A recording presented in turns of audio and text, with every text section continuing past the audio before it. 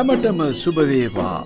වාසනාව හා දෛවය YouTube නාලිකාව එක්ක එකතු වෙලා ඉන්න ඔයාලා හැමදෙනාම ආදරයෙන් සාදරයෙන් පිළිගන්නවා. ඉතින් ඔයාටත් ජන්මපත්‍රයක් තියෙනවා. ඉතින් ඒ ජන්මපත්‍රයට අනුව ඔයාට ලග්නයක් හිමි වෙලා තියෙනවා. අලුත් අවුරුද්දක් උදා වෙනවා 2026 අවුරුද්ද. ඉතින් මේ අවුරුද්දේ ඔයාට කොහොමද? හොඳද නරකද? මොනවද වෙන්න තියෙන්නේ කියලා දැනගන්න, මේ කාරණා හරියටම දැනගන්න ඔයා කැමති ඇති. ඒ නිසාම තමයි ඔයා වාසනාව හා දෛවය YouTube නාලිකාවත් එක්ක එකතු වෙන්නේ.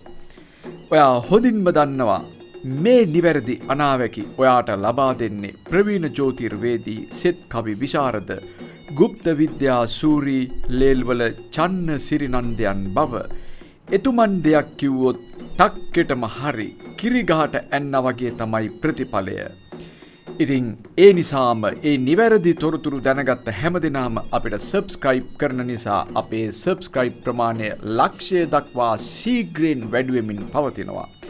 ඉතින් ඔයා අලුත් කෙනෙක් නම් අපි ඔයාට ආරාධනා කරනවා අනිවාර්යයෙන්ම අපිට සබ්ස්ක්‍රයිබ් කරන්න. ඉතින් ලයික් කරන්න, අපේ වැඩසටහන් වලට කමෙන්ට් කරන්න. එහෙමනම් ඉතින් ඔයා බලාගෙන ඉන්නේ ඔයාගේ ලග්නයේ තොරතුරු දැනගන්නනේ. ප්‍රමාද නොකර අපි ඔයාගේ ලග්නයේ තොරතුරු ගැන කතා කරමු. සිංහ ලග්නයේ ඉපදිච්ච ඔයාගේ ලග්නාධිපති රවි, කුජ, සිකුරු සහ බුධ සමග පස්වැන්නේද, ඒ වගේම කේතු ලග්නස්ථානයේද, රාහු 7 වැන්නේද, ඒ වගේම සෙනසුරු 8 වැන්නේද, චන්ද්‍රයා 10 වැන්නේද, ගුරු වක්‍රවි 11 වැන්නේද ගෝචර කරමින් ආරම්භ වෙන මෙම අවුරුද්ද සිංහ ලග්නයේ ඔයාට කොහොමද කියලා අපි බලමු. ඔයාගේ ගේ දොර කටයුතු, පවුල් ජීවිතය පිළිබඳව කතා කරනවා නම් ඔයාට සිතට වරින් වර බියක් ඇති වෙන කාලයක්.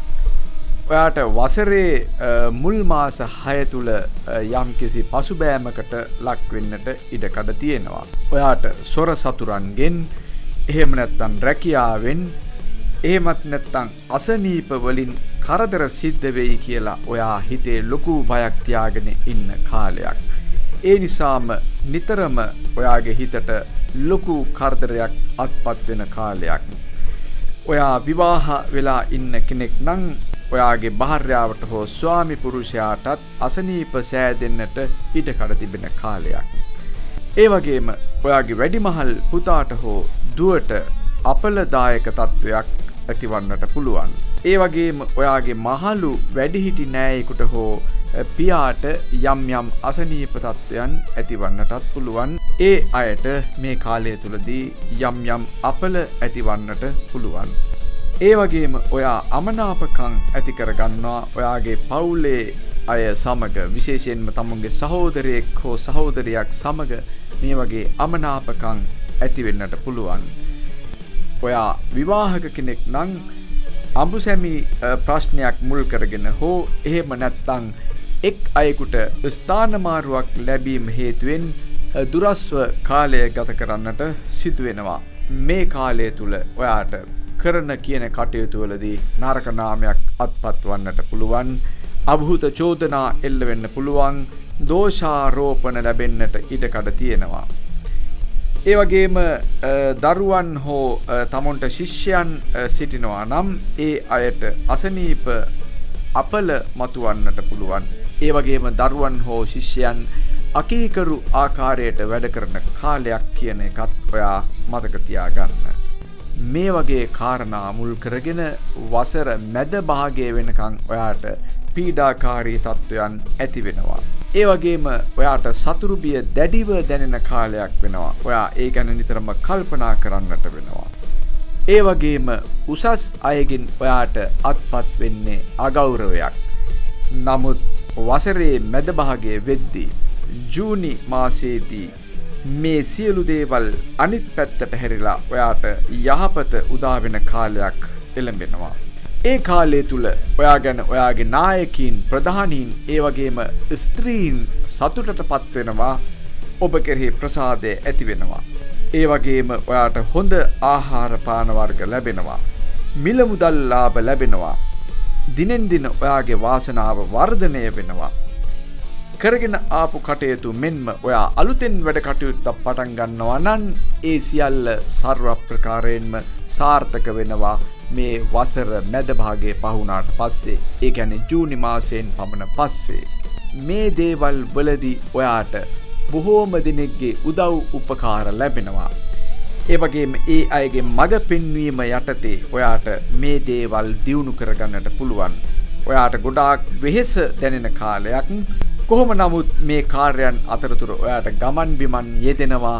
මේ ගමන් බිමන් නම් සත පහකට වැඩක් නැති ගමන් බිමන්. කිසිම ලාභයක් නැති නිෂ්ඵල ගමන් බිමන්. කොහොම නමුත් ඔයා ගොවිතැන් කරන කෙනෙක් නම් ඔයාට ගොවිතැන් පාඩු වෙනවා. අලාභානි සිද්ධ වෙනවා. ඔයාගේ අස්වැන්න විනාශ වෙනවා. කොහොම නමුත් මා පෙර සඳහන් කළා ඔබට භාර්යාවගෙන් හෝ ස්වාමි පුරුෂයාගෙන් දුරස්ව කාලය ගත කරන්නට සිදුවෙනවයි කියන කාරණය. ඒ වගේම බොහෝ විට අඹුසැමි සමදතා බිඳී යන කාලයක් වෙන්නටත් පුළුවන් මේ කාලය. විවාහකෙක් නෙවෙයි නම් ඔයා තරුණයෙක් නම් ඔයාට පෙම්වතියක් හෝ පෙම්වතෙක් සිටින්නට පුළුවන්. ඔවුන් සමගත් අමනාපකම් ඇති වෙලා ප්‍රේම සම්බන්ධතා දෙදරලා යන කාලයක් වෙන්නත් පුළුවන්.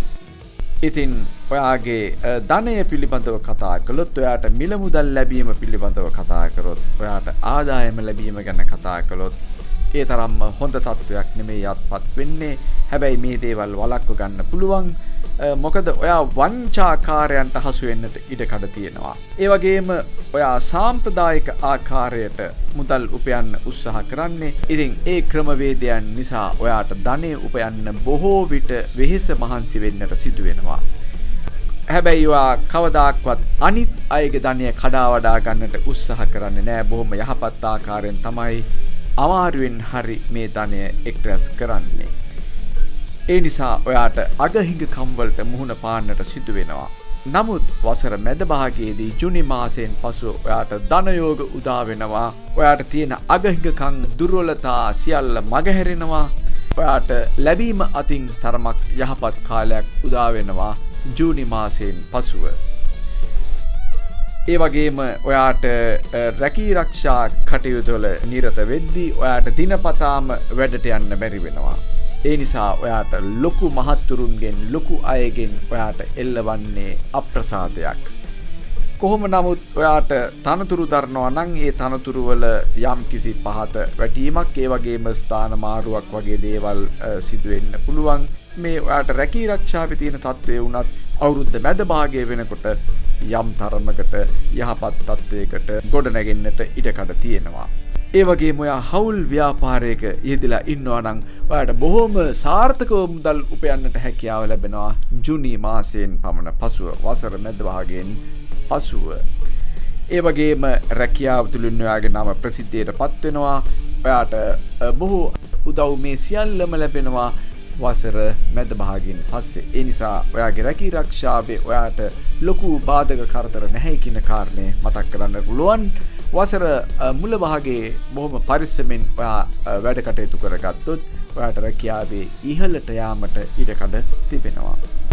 ඒ වගේම ඔයා තාම ඉගෙන ගන්න කෙනෙක් නම්, අධ්‍යාපනයේ නියැලෙන කෙනෙක් නම් ඔයාට නොයෙක් දේ ඉගෙන ගන්නට ඉඩකඩ ලැබෙනවා. ඔයාගේ අධ්‍යාපන තත්ත්වය ඉහළ මට්ටමකට ගොඩනැගෙනවා. ඔයාට වසරේ මුල් කාලයේ තමයි ඒ අධ්‍යාපනය කියන කාරණය තුලදී යම් කිසි පසුබෑමකට ලක්වන්නට සිදුවන්නේ. වසර මැද භාගයෙන් පසුව ඔයා සියලු තරඟ විභාග වලින් සමත් වෙනවා. ඒ වගේම වෙහෙස මහන්සි වී ඔයා ගොඩාක් ඉගෙනීම් කටයුතු කරන නිසා ඔයාට මේවල ප්‍රතිඵල අත්පත් කරගන්නට පුළුවන්. ඒ වගේම ඔයා අලස වුණොත්, කම්මැලි වුණොත් මේ අධ්‍යාපනය කියන කාරණය තුලින් ඔයාට දියුණුවක් ලබන්නට හැකියාව ලැබෙන්නේ නැහැ. සියලු අධ්‍යාපන කාර්යයන් දුර්වල තත්ත්වයට පත් වෙනවා කියන කාරණේ මතක තියාගන්න. ඒ වගේම ඔයාගේ ශරීර සෞඛ්‍ය තරමක් දුර්වල වෙන කාලයක්. ඔබට සෙනසුරුගේ බලපෑම තිබෙන ආකාරය නිසා ඔබ බොහොම කෘෂ පුද්ගලයෙක් බවට පත් වෙනවා. ඔබේ රූප ස්වභාවයේ යම් කිසි දුර්වලතාවයක් නැති වෙනවා. අවලක්ෂණ ස්වභාවයකට ඔබේ රූපය හැරෙනවා. ඉතින් ශරීරයේ තැන් වල ලප පැල්ලම් මතුවෙන්නට ඉඩකඩ තියෙනවා. ඉතින් ඔයාගේ මුහුණට තමයි ගොඩක් මේ දේවල් බලපාන්නේ. යම් කිසි වැහැරුණු ගතියක් ඇති වෙනවා. ඊට අමතරව ඔයාගේ බඩේ උෂ්ණත්වය අධික වෙනවා. ලිංගාබාධයන් ඇති වෙන්නට පුළුවන්. ඒ වගේම ඉකිලි කැසීම වගේ රෝගාබාධ ඇති වෙන්නත් පුළුවන්. මුත්‍රා රෝග, ධාතු දුර්වලතා වගේ ලිංගික අඩුපාඩු ඔයාට ඇති වෙන්න පුළුවන්. ඒ වගේම වකුගඩු වලත් ඔයාට ආබාධ අසනීප ඇති වෙන්න පුළුවන්. යම් කිසි ආකාරයකට ඔයාට ශල්‍ය කර්මයකට මුහුණ පාන්නටත් සිදුවෙන අවුරුද්දක් කියලා මතක් කරන්න සිද්ධ වෙනවා. ඒ නිසා ඔයාගේ ශරීර සෞඛ්‍යය ගැන ඔයා බෙහෙවින්ම උනන්දු වෙන්නේ කියන කාරණේ අපි මතක් කරනවා. වැඩ කටයුතු කරද්දී ඔයාට සුබ දවස් යෙදී තිබෙනවා. ඉතින් දියුණු වෙන්න ඕනේ නම්, ජය ගන්න ඕනේ නම් මෙන්න මේ දවස් 4 භාවිතා කරන්න. ඉරිදා, අඟහරුවාදා, බදාදා, සිකුරාදා කියන දවස්. මම නැවතත් කියන්නම්. ඉරිදා දවස, අඟහරුවාදා දවස, බදාදා දවස සහ සිකුරාදා දවස. ඔයාට සුබ අංක හැටියට සඳහන් කරන්න පුළුවන් අංක 1 සහ අංක 4. ලොතරැයි මිලදී ගන්නවා නම්, යාන වාහන මිලදී ගන්නවා නම්, අංක සම්බන්ධයෙන් කරන ඕනෑම කටයුත්තකදී ඔයා අංක 1 සහ 4 භාවිතා කිරීමෙන් ඔයාට වාසනාව ඉස්මතු කරගන්නට පුළුවන්. ඔයාගේ සුබ වර්ණය වන්නේ රතු පැහැති වර්ණය. ඉතින් ගමනක් බිමනක් යද්දී රතු පැහැති හැඳුම් හඳිනවා නම්, ඒ වගේම ඔයා වාහනයක් ගන්නවා නම්, ඒ වාහනේ රතු පාට වාහනයක් නම් ඔයා ගේ දොර පින්තාරු කරද්දී රතු පාට භාවිතා කරන්න පුළුවන් නම් ඔයාට මේ වාසනාවන්ත වර්ණයෙන් ප්‍රයෝජන ලබා ගන්නට පුළුවන්. සුබ මැණික් වර්ගය හැටියට ඔයාට සඳහන් කරන්න පුළුවන් පද්ම රාග කියන මැණික් විශේෂය. ඉතින් ඔයා අපල උපද්‍රව දුරවන්නට මුදුවක් හෝ පෙන්ඩනයක් පළඳිනවා නම් මේ පද්ම රාග මාණිකය සවි කරගෙන එම ආභරණය පළඳින්න ඔයාට තියෙන අපල උපද්‍රව දුරවන්නට බෙහෙවින්ම ඉඩකඩ තිබෙනවා.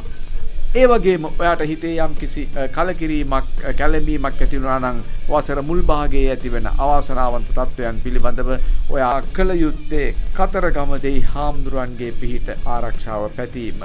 කතරගම දෙහි හාමුදුරන් වෙනුවෙන් පූජා පවත්වන්න, සෙත් කවි කියන්න, ඒ දේවල් ඔයා කරන්න.